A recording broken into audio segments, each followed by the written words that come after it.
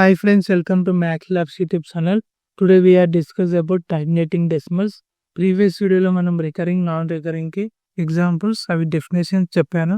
ఈ వీడియోలో మనం టర్మినేటింగ్ డెసిమల్ అంటే ఏంటిది చెప్తాను చూడండి. టర్మినేటింగ్ డెసిమల్ అంటే a number of decimal end after infinity numbers. అంటే ఒక డెసిమల్ నెంబర్ కొన్ని నెంబర్స్ తర్వాత ఆగిపోతుంది.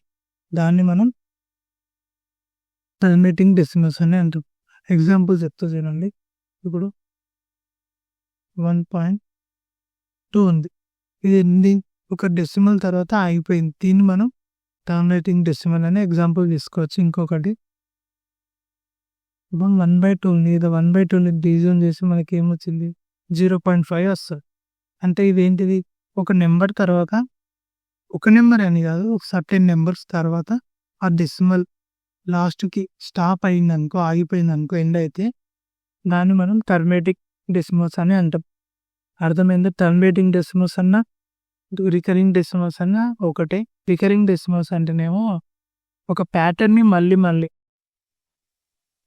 టర్మినేటింగ్ డెసిమల్ అంటే కొన్ని సర్టెన్ నెంబర్స్ తర్వాత స్టాప్ అయిపోవడాన్ని మనం టర్మినేటింగ్ డెసిమల్ మనం దాన్ని టర్మినేటింగ్ డెసిమల్ అని అంటాం.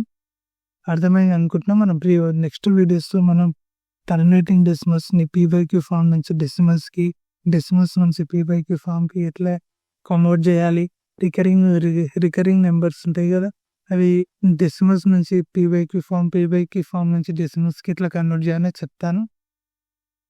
ఈ వీడియో మీకు నచ్చితే లైక్ చేయండి, షేర్ చేయండి, సబ్స్క్రైబ్ చేయండి. Thank you for watching friends.